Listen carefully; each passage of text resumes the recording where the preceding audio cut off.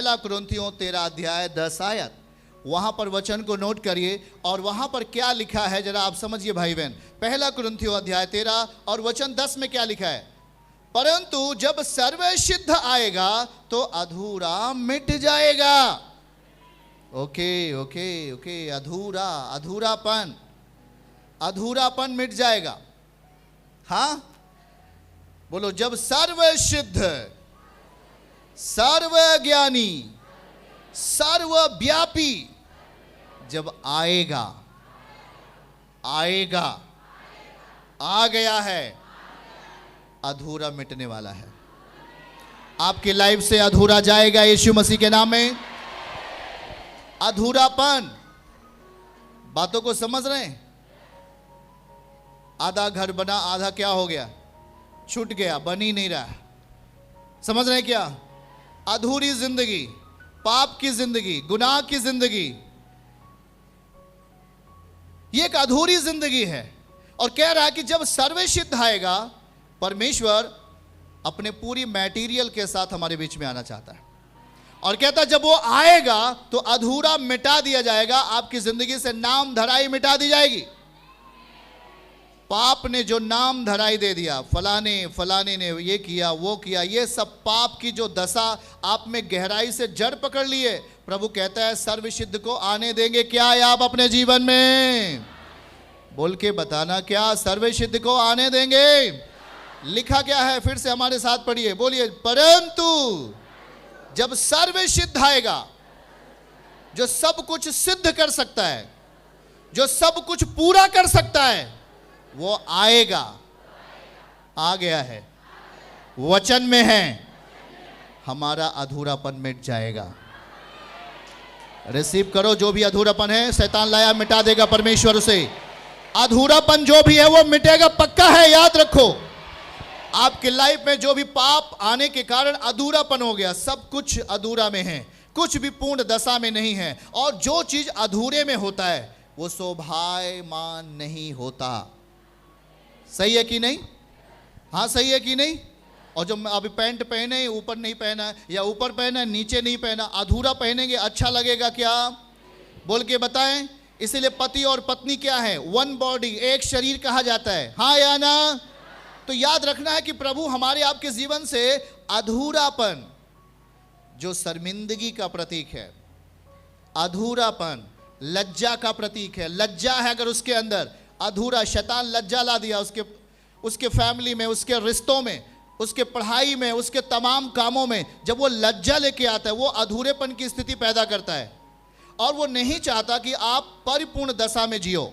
और याद रखो कि प्रभु चाहता है कि मैं आप में परिपूर्ण दशा में रहूं, और इसीलिए वो वचन के साथ आ गया। और लिखा है कि वचन शरीर बन गया, वचन बॉडी बन गया। और लिखा है कि वचन जब बॉडी बना है तो वो अनुग्रह से भरा हुआ था, सच्चाई से भरा हुआ था, और हमारे बीच में डेरा करना चाहता है। क्या आप उसे रहने देंगे अपने साथ? हाथ उठा के बोले, क्या आप उसे रहने देंगे? हालेलुया। पड़ोसी को बोलो, अधूरापन आज मिटेगा। हमारे परिवार से, हमारे घरों से, हमारे रिश्तों से अधूरापन खत्म होगा यीशु के नाम में। मत्ती अध्याय 5 वचन 17 आयत को देखिएगा, प्रभु की क्या इच्छा है। और वहां पर हम जब पढ़ रहे थे मत्ती अध्याय 5 वचन 17 में, तो क्या लिखा है? कुछ इस तरह लिखा है, यह न समझो कि मैं व्यवस्था या भविष्यवक्ताओं की पुस्तकों को लोप करने आया हूं, खत्म करने आया हूं। ऐसा नहीं। प्रभु क्या कह रहा है वहां पर? लोप करने नहीं, मतलब खत्म करने नहीं, परंतु पूरा करने आया हूं। हाथ उठा के बोलो, प्रभु लोप करने नहीं आया, खत्म करने नहीं आया, पूरा करने आया है। परिपूर्ण दशा देना चाहता है, शक्तिशाली दशा देना चाहता है, हमारे आत्मिक जीवन में भी और आशीषों के जीवन में भी। कोई चीज वो अधूरा नहीं रखना चाहता। क्या उसे पूर्ण दशा में आप आने देंगे? क्या अधूरेपन को आप दूर करना चाहते हैं? आज आप प्रार्थना कर रहे हैं, उसमें एक अधूरापन है। आज आपके रिश्ते हैं, उसमें एक अधूरापन है। आज आपके परिवार में जो रिश्ते हैं उसमें एक अधूरापन है। आपके काम में, व्यवसाय में और आपके रोजगारों में अधूरेपन की स्थिति है, जहां पर पाप ने अपना हाथ बढ़ाकर उन चीज़ों को दबा रहा है और आप वहां सफलताओं के रूप में नहीं हैं, आप वहां समृद्धि के रूप में नहीं हैं, आप वहां उखड़े उखड़े हैं पूरे तरीके से, आपका जीवन व्याकुलता और निराशाओं का शिकार हो चुका है। बाइबल कहता है मैं तेरे अंदर आकर तेरे अधूरेपन को मिटाना चाहता हूं। और इसीलिए 13:10 में लिखा है, जब सर्वसिद्ध आएगा, आज वो वचन के रूप में हमारे बीच में आ गया है, आज वो विश्वास के रूप में हमारे बीच में आ गया है, और कहता है जब सर्वसिद्ध आएगा तो अधूरा आपके परिवार से मिटेगा, यीशु मसीह के नाम में। हालेलुया। वह हमें एक आत्मिक मॉडल देना चाहता है। पड़ोसी को बोलो, आत्मिक मॉडल, एक आत्मिक संरचना हमें देना चाहता है। हाँ या ना? हाँ या ना? जरा ध्यान से सुने। उदाहरण के लिए, अगर गेंद है तो गेंद अगर गोली ना हो तो क्या आप उससे गेंद बोल सकते हैं क्या? ऐसे तो वो बिल्कुल क्या होती है? गेंद गोली होती है, उसका आकार पूरा गोला होता है, हम उसे गेंद के रूप में संकेत करके कहते हैं। हाँ या ना? देखिए, प्रभु हमें अपना खुद एक मॉडल हमें देना चाहता है, अपना एक संरचना हमें देना चाहता है। याद रखिए कि जब आप प्रभु के सामने बैठते हैं, आपके मन में बहुत सारे विचार, बहुत सारी ऐसी गतिविधियां चलती रहती हैं कि हे परम पिता, आज ही मुझे अपने जीवन का हिस्सा बनाइए और आज ही मेरी बीमारियों को ले लीजिए, आज ही मेरी समस्याओं को दूर कर दीजिए। और आप बड़े ही उतावले होते हैं समस्याओं को देने के लिए यीशु मसीह को। हाँ या ना? होना भी चाहिए, पर हाँ, याद रखना है कि परमेश्वर क्या चाहता है आपसे। आप चाहते हो कि मेरी समस्या प्रभु ले लें, पर प्रभु भी आपसे कुछ इच्छा रखते हैं। आप उसकी इच्छाओं को पहले जान लेना है, ताकि हम अपनी समस्याओं को बेहतरीन तरीके से प्रभु को सौंप दें। वो लेने के लिए तैयार है, लेकिन हम जब नहीं जानते होते तो हम बड़े टेंशन में आकर अपने आप को उलझन की परिस्थिति में लेके चले जाते हैं और हम वहाँ हार जाते हैं। प्रभु कहता है कि मैं तुझे एक अच्छा मॉडल देना चाहता हूं, एक आत्मिक मॉडल।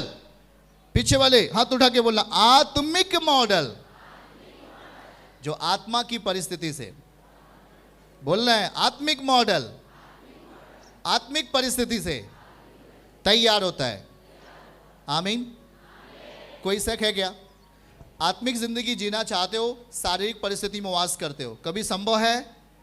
आत्मिक बल के द्वारा आप आशीष पाना चाहते हो, शारीरिक बल के द्वारा आप कल्पना कर रहे हो कुछ मिलेगा क्या आपको? अगर आप यहाँ बैठे हो प्रभु के सामने, तो आप टोटली परफेक्शन में जाने वाले हो, मतलब परिपूर्ण दशा को प्राप्त करने वाले हो। और ये परिपूर्ण दशा आत्मिक तरीके से ही प्राप्त की जा सकती है। आमीन। आत्मिक तरीके से इसे हासिल कर सकते हैं, आत्मिक तरीके से हम प्रतिफल की दशा में खड़े हो सकते हैं। लेकिन आप कहते हो कि नहीं जी, मुझे इस चीज़ को अभी नहीं स्वीकार करना, मुझे अभी इस वचन को अभी नहीं लेना, हमें इस वचन को बाद में पूरा करना है। न, याद रखो कि आपको अपनी ज़िंदगी में जब आत्मिक बल को देखना है, बगैर आत्मिक बल की बढ़ोतरी के आप आशीषों को अपनी ज़िंदगी में नहीं देख पाते। आपका विश्वास का घर टूट जाता है। आप पहले आते हो तो विश्वास करते हो, पर वो विश्वास का घर, एक आत्मिक घर जो कहलाता है, उसे हम लंबे समय तक किस तरीके से स्ट्रांग रखेंगे, स्थिर रखेंगे, यही तो हमें समझना है आज। हालेलुया। प्रभु हमें क्या चाहता है?